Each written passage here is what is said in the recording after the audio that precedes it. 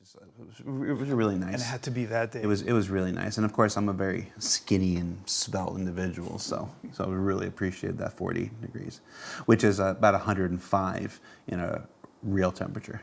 Yeah. Oh, I understand Celsius. Hi everybody, welcome to Star Citizen Live. What do we call this one? From Montreal with Love. I'm pretty sure I've recycled that title. Part 2. Part 2, yeah, I'm pretty sure I've done that. I'm your host, Jared Huckabee, and if you've never seen Star Citizen Live before, it's where we take about an hour out of the end of our week. We sit down with some of our developers and we chat. We talk. We goof off. Sometimes we discuss a little bit about the game, but for the most part, no. It's just this is where we let off some steam. Then, if you want to learn about the game, we definitely recommend you check out Inside Star Citizen, the other show we do every week that airs on Thursday on YouTube. That's the one where the learning happens. Joining us on the show this week are visitors from our friends in Montreal, Rainer, Hello. and Sean, and Namanja. How you doing, everybody? Doing great, man. So let's start off with some of the easiest stuff. Why are you here? Why are you not in Montreal? What brought you to Manchester? Well, go ahead, Rainer. Well, I was going to say we're working on the UGF mandate with the UK team, with John Griffiths. So we're working on the exterior part, and we're approaching white box validation. So we thought of like grouping up together and just like run a few things together live with Ian and get the reviews and, you know, get a few final notes and nail that white box. Yeah.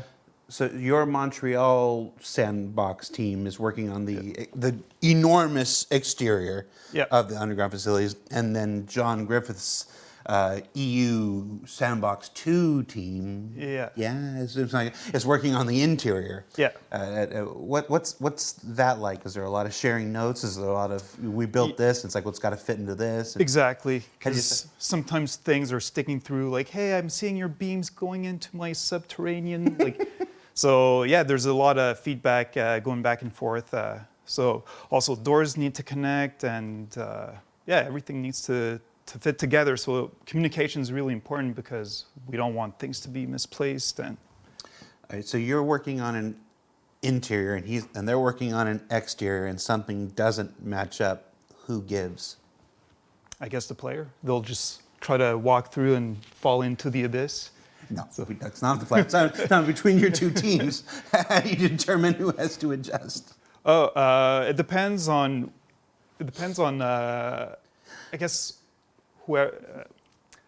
Whoever would be impacted less, but so far it's been pretty easy, quick fixes.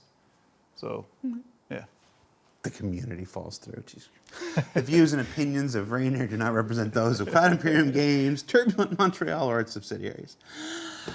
All right. So, Rainer, tell us a bit about yourself. Who are you, and what do you do in general for Star Citizen, the project? I'm a lead environment artist. This is actually my first, my first mandate as a lead. Previously, I was a senior artist on other parts like the space clinics, the Ghost Hollow Reclaimer crash, the Daymar crash site. Me and Rainer actually worked quite a bit together. Yeah, Newbab Hospital and space clinics together. Yeah, we've done a lot of work since the beginning, really. Mm-hmm. We've been here since the beginning of Turbulent, actually. Yeah. Beginning of the Turbulent game. Yeah. Yeah, Nano as well. We've all been here pretty long. Yeah, I think I'm employee number 24. I think you're number 7. I think so. Yeah. And Sean, what do you do? I'm an environment artist. So right now I'm actually working on the new Loreville 2.0, which is really cool and exciting. And right now it's fun. Being able to visit the Manchester office has been quite a experience to see everybody working in a studio. It's a crazy jungle. Yeah, it's the first time I've actually been able to experience something like that. And going into the game industry, it's kind of like a childhood dream come true in a way. So it's fun. And you started in the industry during COVID, so you never really got to see a studio. Yeah, I was a COVID employee, if you want to put it that way. Yeah. It's an interesting way to put that, actually. So not just hired into the company, you hired into the industry. You started in the game industry during COVID. Yeah, working behind my desk. and now you're in an office and visiting another office. And It's a wonderful, great journey, but interesting off the beginning, you know. With the Turbulent team, we all had work from home. Slowly, some of us came back to the office, and that's interesting to see. So coming here and seeing like hundreds of people working, it's like a little like awesome team. not everybody's working. Some people are. I'm not. I'm just here goofing off. What's Nemanja. up? Nemanja. Let's Nemanja? get it. Let's Nemanja? get it good this Nemanja? time. Is that what? Nemanja. Nemanja? Yeah. That's how I'm supposed to be doing it? Yeah, we don't need any more YouTube videos about my name. I just blame the American education system, I swear. Who are you? Mr. So- Race Guy? Yes, raceman. Race so man. we have Will. He's a river guy. My goal is to become raceman. Race Man? Exactly. Okay. So I'm a senior level designer. I worked on a few of the hospitals, the Caterpillar crash sites, the racetracks, reclaimer missions, specifically the one about organ harvesting. And now I'm working on the UGFs and helping out here and there on building interiors and derelict settlements. Why would you call out specifically the one about organ harvesting? Because I want people to know that it exists, because I think it's a great POI and artists did an amazing job of dressing up a reclaimer as an organ harvesting ship. I'm going to fixate on this. What's your favorite thing about organ harvesting? That you get to give the gift of life to other people. We said we were going to stay on a positive note, right? That's quite a positive note. Yeah. It is. It is. Saving people. Yeah. That's our mission at Star Citizen. Jared is pondering this thought, man. He is in it. So awkward. Organ harvesting. I forgot where I was going with this. Let's talk about Lorville 2.0. Let's do it. Lorville. You're talking on now. We're gonna.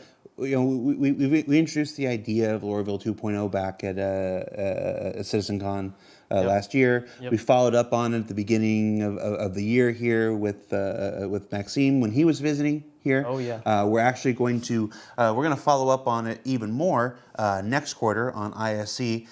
It is looking amazing. Ooh, it's looking. By the way, but talk to me about the work on Lorville, because I've only ever talked to Maxime about it, so I haven't heard another Any perspective. specific part that you're looking No, for? like what's your experience been like remaking an entire land use zone? Okay, well, working on a city from the start is, it's quite an enormous task for, I guess, the smaller crew that we have working on it.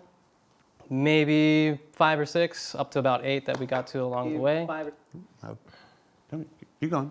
And we had quite a lot of fun with it. It's changed, not so dramatically, and dramatically in other places. I think the last time we saw it, we were doing flybys and through the city.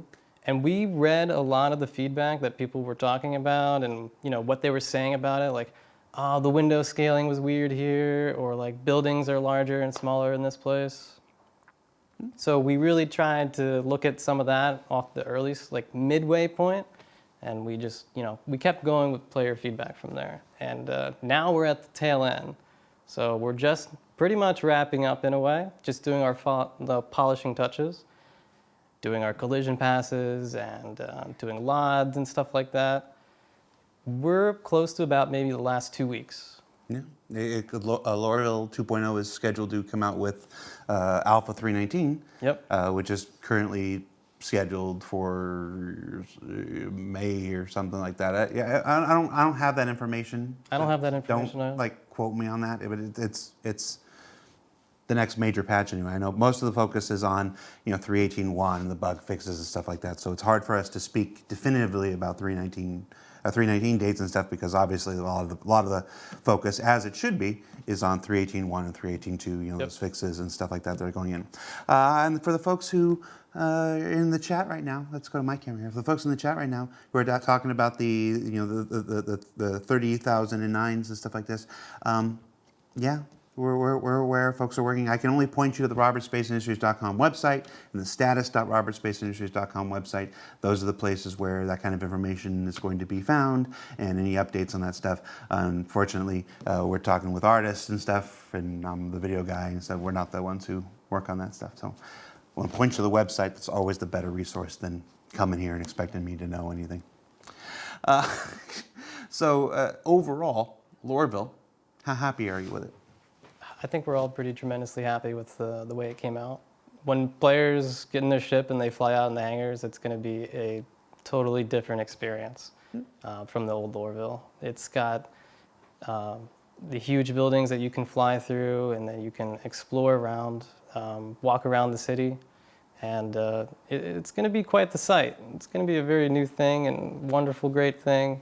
And all of us on the Lorville team are quite excited to wrap it up. And then part of the reason for doing that is to make scale that's necessary for building interiors. Yeah. Which you guys are also working on. Talk to me about the progress being made on building interiors right now. Yeah, so I'm getting on that right now.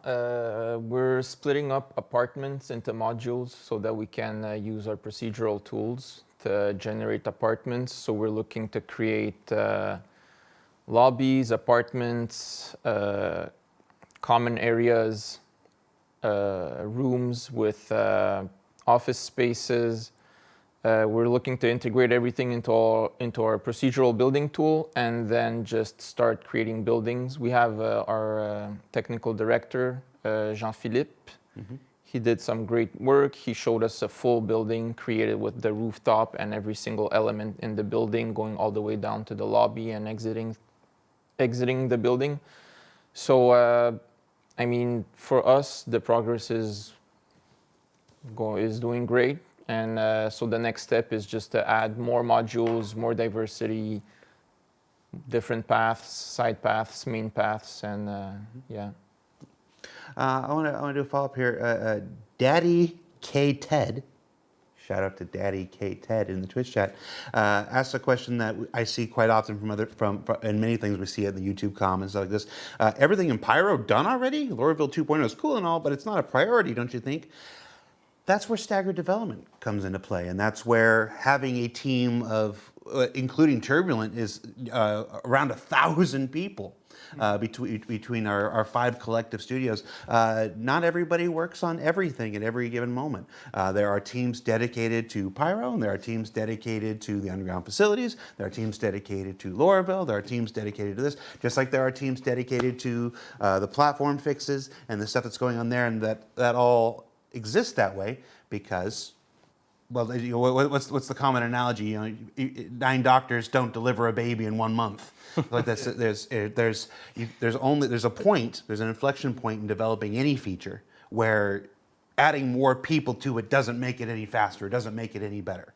So, and because you don't want any one thing to become a roadblock or to become a bottleneck to other things. Sometimes it's unavoidable, it's like this. But for the most part, you try to avoid that by having this team on this, and this team on this, and this team on this, and this team on this, so that if something pushes, everything else behind it doesn't have to knock on. Yeah. There are always going to be dependencies and stuff, and like I said, the only constant in game development is change. But the idea is, and it works out this way more times than not, is that by having these staggered teams all working on different things simultaneously, we can continue to deliver content to players at a steady pace. Because if we're all on Pyro, there would have been no Ghost Hollow, exactly. No 600i crash site. So yeah. Yeah, and even when Nemanja, even when you said I just started on building interiors, that speaking you have moved on to building interiors. Yeah. Obviously, we've shown work of other folks already starting on building interiors. So it's all. So talking about Pyro, I'm also supporting a team if they need for the derelict settlements. So for example, we're using the Rastar tool to create those, and we're building right now the library of all our modules to create the settlements in Stanton, but every single module that we create for Stanton can also be reused in Pyro. Mm-hmm. So the work we're doing in Stanton, it's just making our life easier in the future. Whenever we get to Pyro, for us, it's gonna be a matter of a week or two maybe to create one settlement max, and then we're going to be able to churn out a lot of those. Best case scenario. Let's watch the people who go out to the. I actually gave you the worst case scenario because with the Rastar tool, it's a pretty cool tool. It works well. So yeah, I mean, 2 weeks for one settlement. I mean, to follow up of what you said earlier is like, yeah, Lorville, may not be the biggest priority, but that's the point. We overlap things. Like people on building our interiors are already coming in as we're wrapping up and polishing. Yeah. And the building interiors work for Lorville applies to buildings, and ArcCorp applies to buildings and Orison and stuff. Through the use of different paint sets and what's the Overlays. Overlays. Different overlays. So the underground facilities apply to are designed to be placed within Stanton. They'll also be placed within Pyro. They'll also be placed within systems. After that, we're building the foundation for things to be used everywhere. And also, just want to mention that when we built the space clinics, that was the first, I guess, project where we got to use the early version of the procedural tool that it will now be used for the building interiors. So it was like the proof of concept. So like everything has a foundation and a use for like next steps. And then, we talked the building interiors. We talked we talked about the underground facilities. Even things like the space stations. Even the stations of the Stanton system can serve as the basis for many of the decrepit space stations in Pyro and stuff like that. So it's all designed to feed, and that's the whole reason we do as much as we can modularly. We get teased for a lot of things. I get teased for using the word bespoke. Bespoke? I'm always like, I have this complex right now. Every time I use the word bespoke, I'm like, oh. I make an imaginary hash in my head. I'm like, gosh, I use the word bespoke again. But one of the reasons it gets called out is because the majority of what we do is modular. So it becomes really easy to call, oh yeah, that's bespoke, because it's the exception, not the rule. And I'm making a game that's at this size and this scope. What else are you working on right now? You're also working on the new derelict settlements. At Turbulent, but the team is back home. So even a different team than that. Yeah. So before I jumped on the UGFs, I did a few settlements. I believe Sean as well. Yep. So that was like in between things, like as the UGFs were getting prepared. Before we jumped on that, we were helping out the settlement team. The 600i and the Star Runner on Daymar, Yeah. But there's still a team right now progressing on that, testing out the Rastar tool, and as Nano was talking about before. So so they're using what we built and just adding on to it and trying new variations, new setups. So a good example is the 600i derelict settlement. Took us about, a couple of months to do, 2 or 3 months. The big one on Daymar? Yeah. Yeah. And now we're going to have a variety of those ranging from small, medium to large. I think we're aiming to ship 15 of them. We just passed the white box today. So that shows you that the difference of the things, the scale and the speed at which we can work with the Rastar tool compared to doing it by hand, where we did one in 3 months. Now we're doing 15 in 3 months. And like the Reclaimer was about 6 months. And so the Reclaimer and the Daymar crash were both mostly hand placed. And once we got the Rastar tool, they've been doing like settlements, like you were saying. Yeah, we have two new Reclaimer ones coming in that are within like 2 bigger, weeks. and it takes. It also helps that last year we worked a lot on building the library, which they're now using as. We really started up like putting together like a formula for that. Yeah. It was like because there was nothing quite like that at the moment, and we started taking things and destroying them, and then once you guys finally figured out what you wanted to do with them, it just now it's going way faster. Yeah. We showed a bit of the derelict sandbox, the various degrees and everything in ISC towards the beginning of this quarter and stuff like that.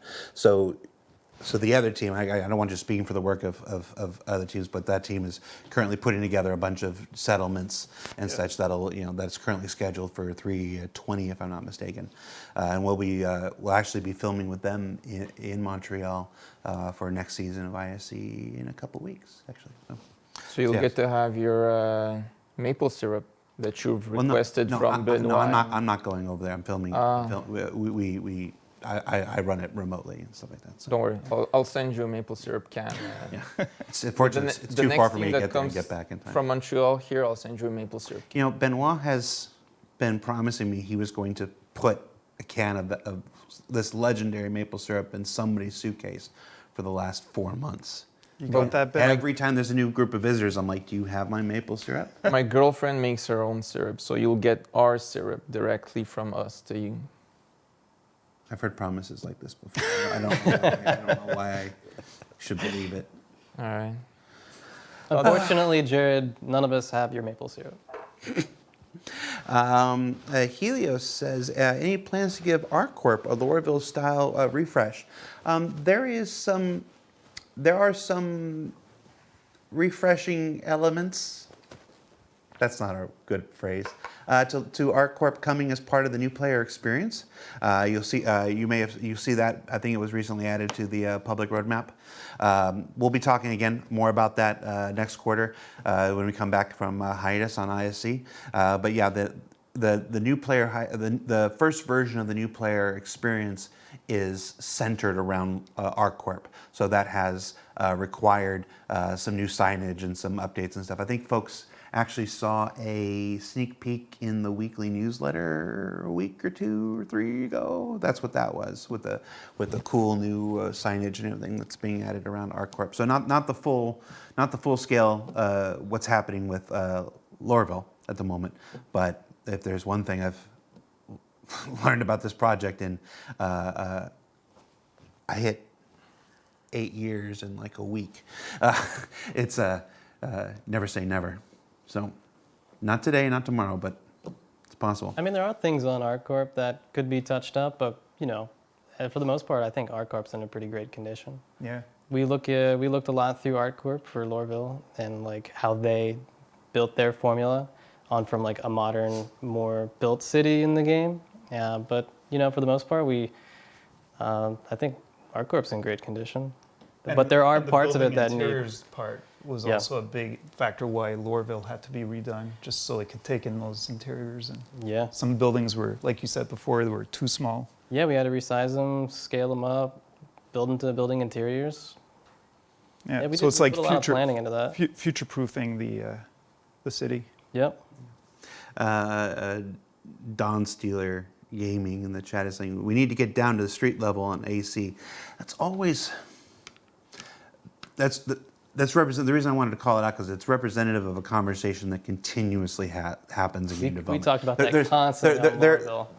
There's always lots of things we want to do and lots of things that wouldn't it be cool to do that, but you have to balance them with everything else that would be cool to do and we want to do, and then think about them within the scope of an entire universe that we're trying to build. It's like, do we need to go down to that micro, or should we go further out? Because I mean, even going back to what I said earlier in the show about multiple teams and all working on different things, and with approaching 1,000 people if we haven't crossed it over already with counting our friends at Turbulent, there's still a finite number of resources.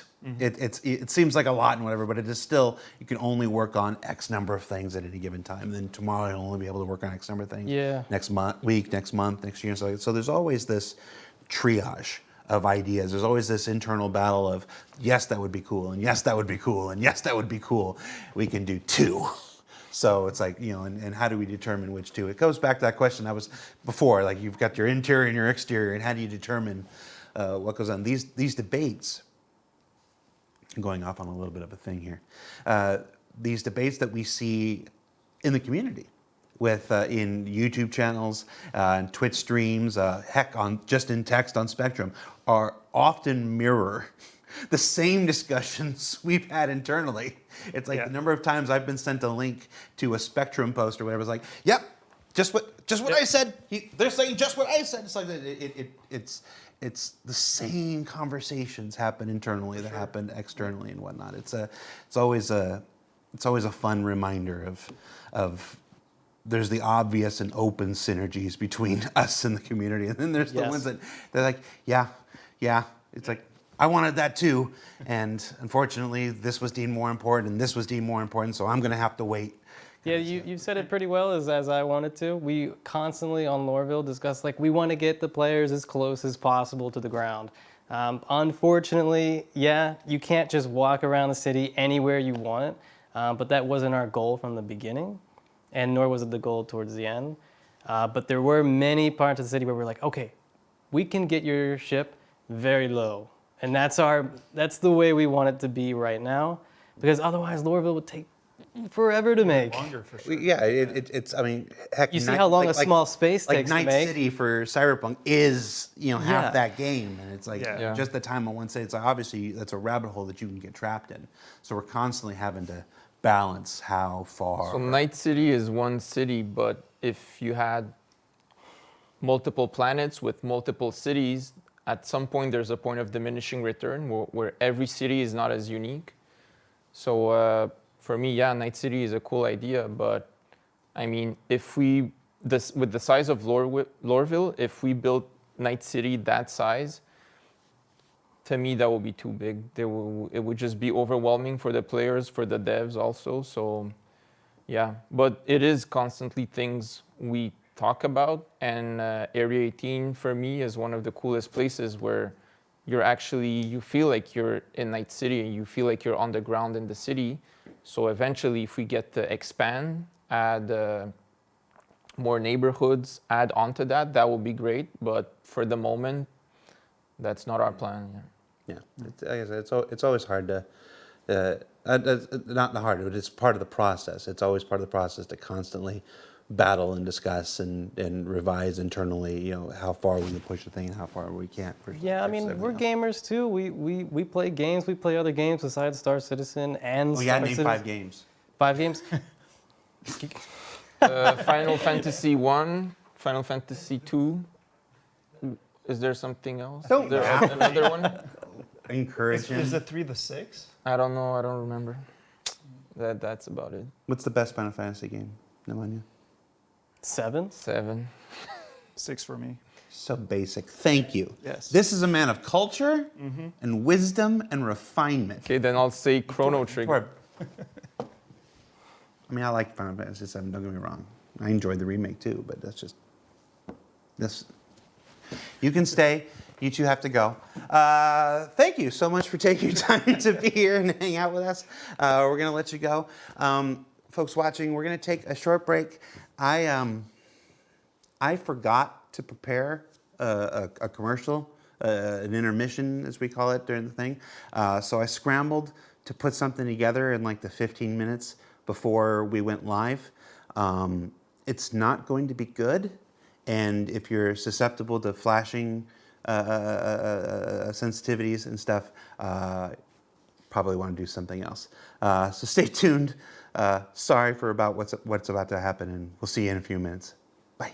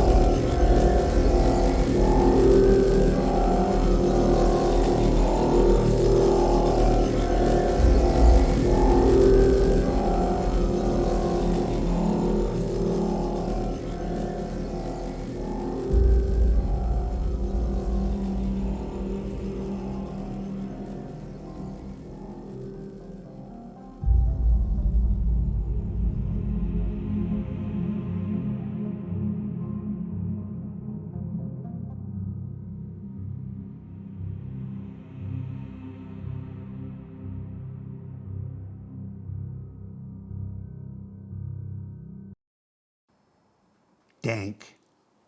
That was my favorite comment. No, my favorite comment is, this is not funny. There was just a straight, this is not funny. I'm sorry, guys. It's not all going to be funny. Like I said, just sometimes we're in a mood. Hi, welcome back. Star Citizen Live. I'm Jared. You just watched the weird brain excretion of me 15 minutes before we went live. I'm sorry. Sorry. You want to know me? That's me. I apologize. When we come back for the second half, we like to sometimes talk about something that's neat in the office, something that we share. Today, I'd like to share with you some of these things that you might see me fidgeting with. These are development patches. These are some of the patches that have been given to developers, designers, artists, tech artists, animators, anybody who has worked on a ship or vehicle as they were released. So this is one for the Crusader Ares, and this is one for the Carrack. It's got the wrong date on it, which is why I have it, because they just gave me the incorrect proofs. There's the Redeemer and the Nova Tunk. So these are examples of the things that some of the things that are done internally in game studios to encourage and support developers and recognize their contributions to making the project and the game be everything it could be. And speaking of people who make contributions to make the game everything it could be, wow, that was almost a good seg, but then I lost it halfway through. Lucas, how you doing, man? Good, thanks, Jared. How are you? I'm doing well. You want sit there. A bit more There you go. comfy. Sit there properly. Wearing your Nautilus shirt. Speaking of the ship team and everything. Yeah. Now, the second half of ISC is one where we tend to go even more off the rails than normal, and we like to interview people who don't otherwise get a chance to step in front of the camera. I liken it to the types of content and stories that no other game studio would ever possibly potentially think, and you certainly fit the bill. Lucas, tell us who you are and what you do for Star Citizen or Cloud Imperium Games. So I'm Lucas Geneva. I look after all of the hiring for all of our studios globally. And I've been here nearly 4 years now, next week. So I've been here for quite a while and seen a lot of growth over that time. So you work for, your team has a name, it's Talent acquisition. talent acquisition. Yes. So your job in supporting Star Citizen, making Star Citizen possible, is to help all the directors and all the leads of every other team within the company find the people who make the game. Yep. Basically every single department, not just development as well. So across all of our studios. So it's been That's right. quite a complex journey to learn all of those different integrated teams, but really exciting at the same time. That's right. I forget it. I mean, you also help hire some of the folks who help work in marketing and work in what we call evergreens, the people who make Star Citizen Live and ISC and stuff like this. Yep. So how's that going? Great, yeah. It's a really growing challenge every single year. I think in my time here, I was working out the other day, I've been involved in over 700 hires since I've been here. In just the last 4 years? Just in 4 years. And you've got to learn about every single team in such a level of detail. I feel like I do get to know how much is going on in development, and we have to work out who needs what and where the priorities lie, and it's been really interesting to kind of learn all of those different things. And you do feel part of the teams as well, because they kind of bring you into their development cycles and pipelines too. And I imagine you were there watching the show, so I'm gonna try to connect this a bit to some of the discussion we had in the first half. That internal debate that we want to do this, that would be cool. We want to do this. We want to do does that same thing happen with hiring? Like we want to add people to this team, we want to add people to this team, we want to add people to this team, but we can't just do everything all at once, right? Yeah. So I get a list of priorities and how do we prioritize roles, and it goes critical, very high, and all the way down to not critical. But you will have like 20, 30 critical roles to look at once, and you just have to divide your time. and speak to all the directors, all the execs to align that what is actually critical and important. And it's just a continuous communication and syncing to ensure that. But like you say, you do have to just pick your battles and work out what the right thing to target is and grow the team. The team's grown over that time as well. So when I started, there was just myself and a coordinator, but now I have a team of 7, including myself. So it means we can support more areas and give a better service to all of the teams as well. I'm looking at the chat right now. Is talent acquisition considered HR, human resources, or is it adjacent to it? It sits under the HR bracket, but we are our own department as well. So we're there purely to support recruitment and talent development and hiring and strategy. For 8 years, I've threatened every boss I've ever had, and I've had a few in this place, that I'm going to cover every single department in this place, and even HR, even though you're not going to do HR. I'm like, yes, and so to literally in like the last show before I hit my 8th year, I'm like doing it. There's learning and development now as well. Oh, yeah, that's right. Yeah. Learning development with Matt. Yeah. It's like that, which is a whole new program designed to help the people who are already here learn new skills and continue building on the ones that they have. Yeah. It's like that. Oh, he would have been a great person to bring and have sit here. I know. We missed that. And childcare. Okay. So since you are here, and since you are in talent acquisition stuff, one of the questions that when we have QA and we have juniors, we have a lot of entry level stuff, or we just have people in general often ask about how to get into the industry. Sean just got into the industry during COVID times. What do we look for in a candidate? Obviously, you can speak for CIG if you want, or you can speak in general. I'll leave that to you. But what do you generally look for in a candidate that you're considering for hiring into a game studio? Yeah, I think let's start with the kind of entry level, no experienced individuals. I think what you really need to see is kind of that passion that wants to work in the industry and that drive to kind of and for us, that's really important. I think understanding the challenges and complexities, but having that passion behind it is really important. I think a lot of the work that we do here is kind of so groundbreaking, exciting, so different. To have that kind of mentality and attitude is really important. So for us, that's key. But then alongside it is, obviously not every department needs a portfolio, but if they do, the portfolio is key.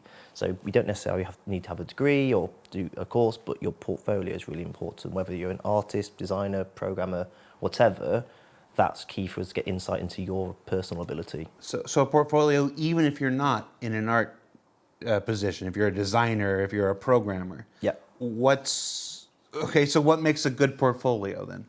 So if you are an artist, I think love to see obviously hard surface stuff or some sci-fi, not necessarily sci-fi, but it's really important to have that there. The photorealism's really key, but just well polished and targeted to us for artists. Designers, depends on the kind of design work that you do, whether you do systems or level, etc. We don't have to tailor it necessarily to Star Citizen, but just having an idea of MMOs or multiplayer work is really important, unless you kind of go down like the combat route as well. And programmers, just really well laid out programming portfolios, easy for the directors to kind of look at your portfolio and understand your experience simply, rather than kind of overcomplicating it as well. Because we do view every single portfolio that applies, and that takes time. So the easier it is to view it, the better chance you have, essentially. I'm having trouble picturing in my head what a programming portfolio looks like. It's usually a small game that they've programmed, and just short YouTube videos, and they'd say what they've done on part of that project. That's the normal thing. Okay. So what is I've never had HR on before, so I'm like, we're really in unexplored territory here. What is that recruitment process like? So like, walk me through that. Is it just you put a thing on the website like fly paper and you just wait for flies to fly by and see what you catch, or is there like a proactive element to this? So typically someone applies and then my team reviews it. My team reviews every single application that comes through for all the roles that we have. Last year we had over 25,000 applications. So we went through them all manually, which is good, but obviously time consuming. And then we review them, share them with managers. They give us insight or ask us questions to ask those candidates some questions. And then we have like a qualifying call with the candidate to understand more about their motivations, what they're interested in, expectations, and just cover off the usual questions you'd like to do. Then if that all aligns, an interview with the hiring manager, normally 30 minutes, and then depending on the role, a test of some type, programming test, art test, etc. And then usually, now we're back after COVID, an on-site interview to meet the team, see the studio they could be working in, and then hopefully some success after. VSB Mesa 3 in the Twitch chat says, so you're the one that never got back to me. Probably. What was wrong with their portfolio? I'll get back to you.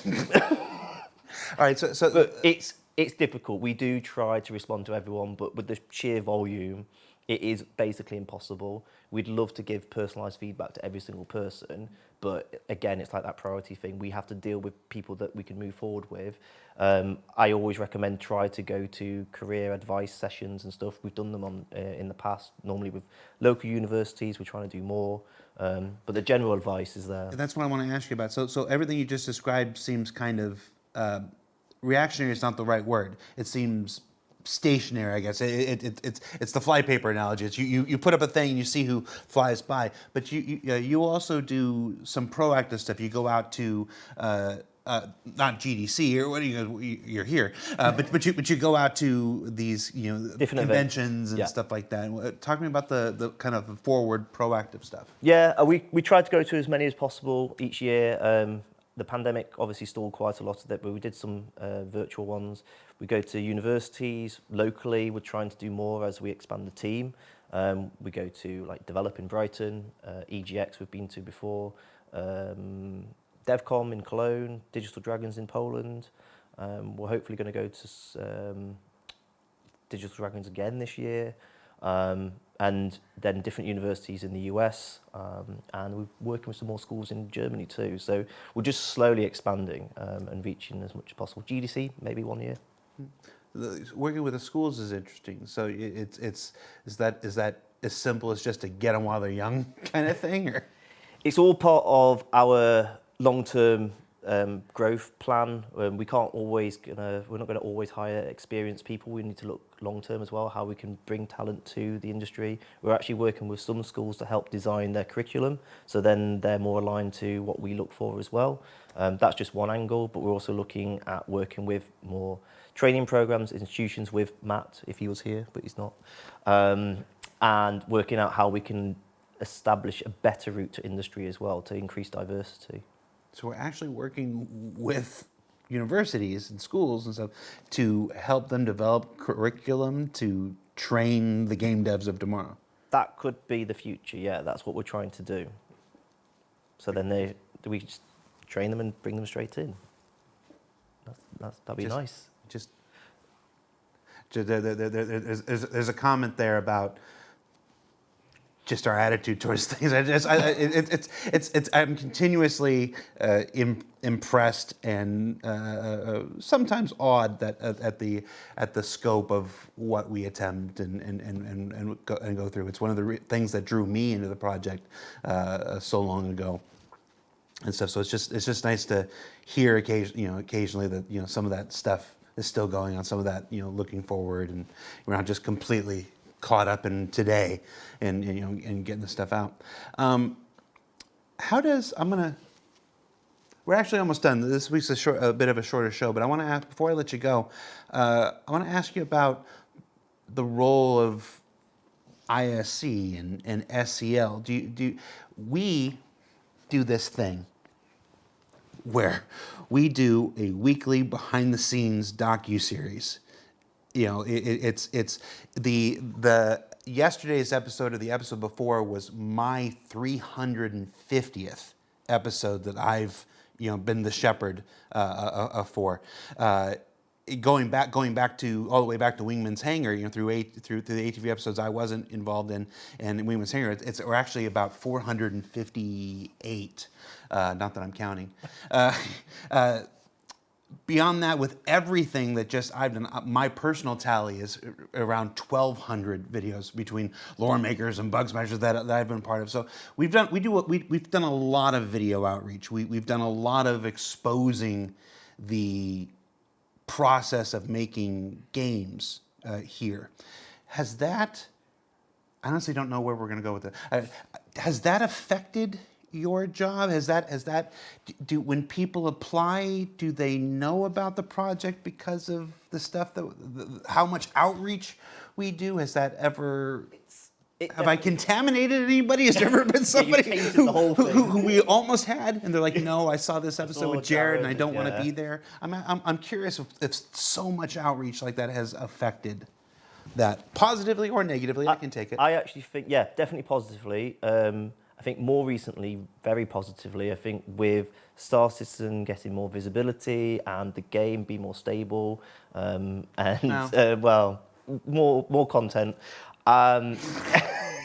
It's definitely... Views and opinions of Lucas do not represent those of Cloud Imperium Games, Robert Space Industry. We need to get that disclaimer reclaimer just going. a button, just to press it, and then you don't have to say it every time. We'll be stable again. Yeah. Stabler. We're working on it. It's definitely helped because people are knowing about the game. Because when people want to work in the industry, they'll know the big AAA studios or the studios they're aware of. Our name is becoming more available and more visible, and I think it's definitely helped us attract more people that way. I think people reading viewing your content has helped for sure, because they get more insight into the project stuff as well. And I mentioned to you quite recently that I'd like to do some kind of more video stuff anyway with devs on hiring, so more specifically. So sure, something I've got else. time. Yeah, if you got time. Time. You need more videos. You haven't done enough anyway. It's like people are like, "He looks tired." I'm like, "I'm only 23 years old. This is what this does." But yes, in short, I think it's helped. I asked this because one of my favorite things, one of the things that has kept me going for the better part of a decade here now, is we're going to go a little bit behind, little deeper behind the scenes and some stuff, and hope I don't get in trouble. There is a weekly email that goes out that with the hiring, like these are all the new people in this studio, and these are all the new people in that studio, and whatnot. And it used to be, I used to like reach out and be like, "Hey, welcome to the company," and stuff like this, when it was a manageable number. But in the last year and a half, it's gotten to such, we've been hiring and expanding so much, it's hard for me to keep up. That's not the thing that was my favorite thing. My favorite thing, though, is when I'm just randomly working, like I'm sitting here, buried in an edit, trying to figure out how to how to make this part of the story work, or something like this, and I get a message from a name that I've never seen before, from a person I've never heard before, that says, "Hey Jared, I've just started with this company this week. I want to let you know that I learned about the project through watching through watching the videos and whatnot." And sometimes it's not a video I did, and I would take credit anyway because it's like, but it's like, I just wanted to introduce myself and say hi, and it's like that's always a thing where it kind of picks me up, and I'm like, oh, okay, I've got a little more energy now to get past the day. So I've always been curious, and since you were here, I figured I would ask whether there's ever been that inverse, whether I've ever I was gonna watch it, and then I watched this thing on tractor beams, and there was this burger beam that went into somebody's mouth, and I don't really think this is a very serious place, and I don't want to be there anymore. I just want to make sure that I've not heard a negative. Okay. Yeah, I wouldn't tell you anyway. Got something to work towards. You got something to work towards. Before we get, I guess, like I said, before we let you go, the talent acquisition department, is this a recent thing? Is this a thing that's been around for a while? I know you've been here for 4 years, but how long is this initiative? It didn't really start before I was here. We managed it through HR. And it was another part of their role, and then we kind of formed. It's actually started as the recruitment department. I rebranded to talent acquisition. Okay. I won't bore you why we did that. It's not very interesting. Talent acquisition sounds so much cooler. It's just more strategic is the whole idea. You're looking forward, more proactive. That's the only reason, and it just sounds better, like you say. All right. Well, cool. That's about all we got time for. Again, we're a little shorter show this week because we got some other meetings and stuff that we got to go to before we close out the week. Lucas, thank you so much for taking the time to be here with us. When I drove by, doing the drive-by, I was like, "Hey, you haven't been on the show before." It's like, "You're on the show." Right? You were very like, "Oh yeah, sure, yeah, okay, cool." I really appreciate how open to the idea you were. For folks who are still watching and haven't turned away because after that burger beam thing, and I would understand if you did. Where was I going with this? Yes, 318 Live is still on the servers. We're still monitoring. We're still working on bug fixes and hot fixes and stuff like this. I don't have anything more specifically to tell you about 318.1. Again, I'm going to refer you to the work of our platform, our player experience, and our community teams with their posts on the robertspaceinitiative.com website and socials. Far more up-to-date information. I tend to live in this world of today or tomorrow with ISC, so it's harder for me to stay current with the things that are going on right now. So much better hearing from them than trying to hear from me in that regard. But keep an eye out on that stuff. We'll be back next week with Inside Star Citizen. It's the last episode of the quarter. It's the last episode of our 4th year. And I'll tell you right now, we're going to bring back an old favorite that we haven't done since September 2nd or 8th. See how well my memory is. It's an all Sprint Report episode. So stay tuned for that next Thursday. For Star Citizen Live, I'm Jared. That was Lucas. That was Sean. That was Nemanja. That was Rainer. I did it! Sorry, I had trouble with names. We'll see you next week, everybody. Take care.